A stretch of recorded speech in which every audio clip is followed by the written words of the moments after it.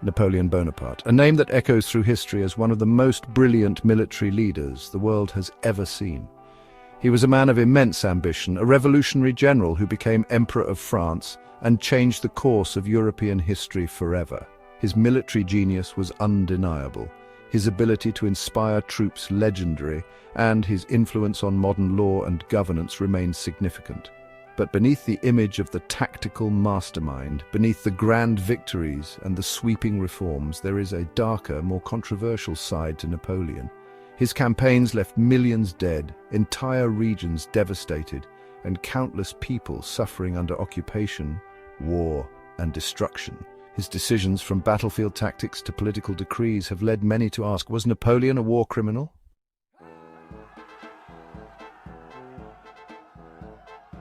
To answer this question, we must first understand what a war crime is.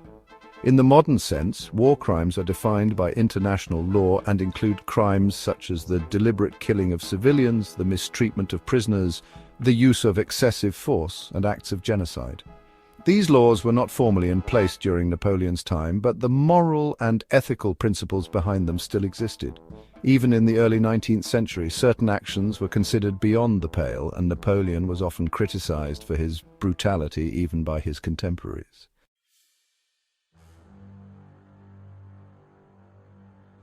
One of the most infamous incidents associated with Napoleon's brutality occurred in 1799 during his Egyptian campaign.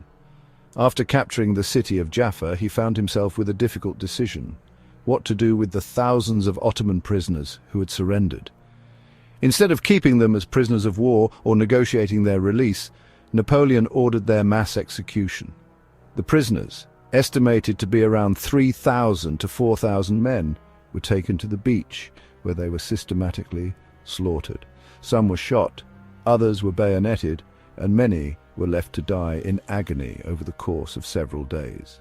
Napoleon justified the massacre by arguing that he could not afford to feed or guard the prisoners, but even at the time the act was condemned as excessive and unnecessary.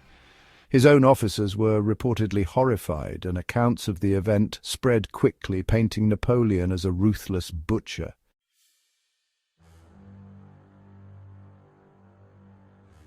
Another dark chapter of Napoleon's rule took place in Haiti. The Haitian Revolution, led by Toussaint Louverture, was a direct challenge to French colonial rule and the institution of slavery.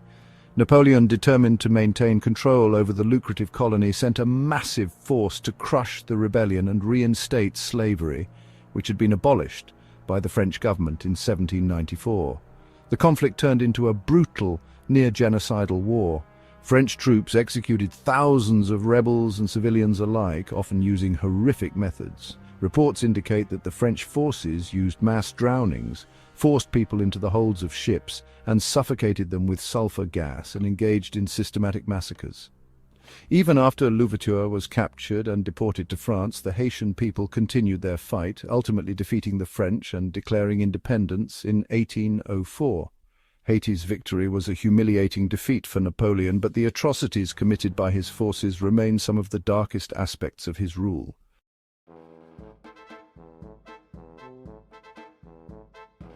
Napoleon's treatment of civilians and prisoners in Europe was similarly ruthless. His army often lived off the land, which in practice meant widespread looting, forced requisitions, and mass starvation for local populations. This was particularly evident during the Peninsular War from 1808 to 1814, when French forces occupied Spain and faced fierce resistance from Spanish guerrillas. The Spanish people fought back against the French in brutal, unconventional warfare, and Napoleon's response was swift and merciless. Entire villages were destroyed, civilians were executed in retaliation for guerrilla attacks, and cities such as Badajoz and Zaragoza suffered massacres. The Peninsular War is often described as one of the first examples of total war, where civilians and combatants alike became targets in an unrelenting cycle of violence.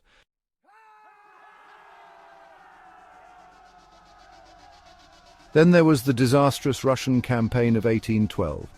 Napoleon, in his ambition to dominate Europe, launched an invasion of Russia with over 600,000 troops. His strategy relied on swift movement and decisive battles, but the Russians refused to engage in a direct confrontation. Instead, using scorched-earth tactics to deny the French supplies. As Napoleon pushed deeper into Russia, his men suffered from hunger, exhaustion, and disease. The capture of Moscow, which Napoleon had hoped would force the Tsar to surrender, proved useless when the city was set on fire by its own citizens. With no shelter, dwindling supplies, and winter approaching, Napoleon was forced to retreat. The retreat from Moscow was one of the most catastrophic events in military history. Starving, frozen, and constantly harassed by Russian forces, the Grand Army disintegrated. Out of the 600,000 men who had entered Russia, fewer than 100,000 made it back. Along the way, Napoleon abandoned thousands of wounded soldiers, leaving them to die in the snow. His disregard for their survival has been criticized as one of the most callous decisions of his career.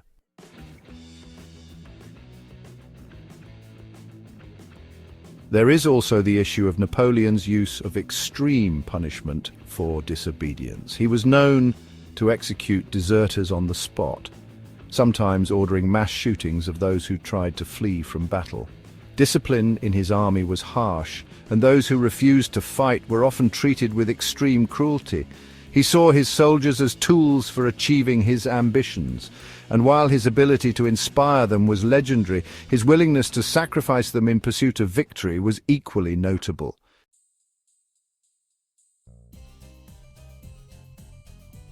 Another major crime attributed to Napoleon was his reinstatement of slavery.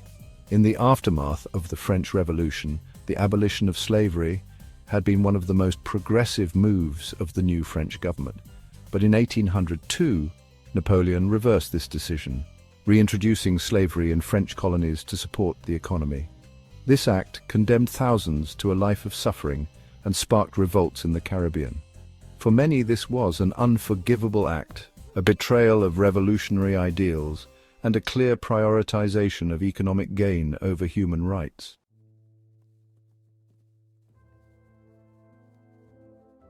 Despite all of this, Napoleon was not universally condemned during his time. He had his defenders even among those he conquered. He modernized legal systems, established the Napoleonic Code, and promoted the ideas of meritocracy and religious tolerance. To many, he was a reformer as much as he was a conqueror. But history judges leaders not only by what they build, but also by the human cost of their ambitions. And in Napoleon's case, the cost was staggering.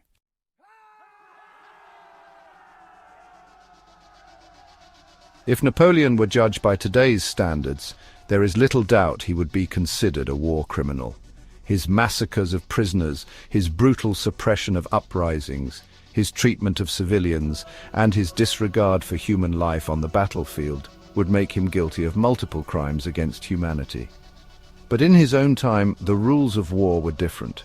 Many of his opponents committed similar atrocities, and war was seen as an unavoidable means of political change. So, was Napoleon a war criminal? In the legal sense of his time, perhaps not. But by any moral or ethical standard, his actions were often brutal, excessive, and devastating. He was a man who reshaped Europe, but he did so with blood and steel. His legacy is a paradox, both a visionary and a tyrant, both a builder and a destroyer. The world he left behind was forever changed, but the millions who suffered under his rule remind us that greatness often comes at a terrible cost.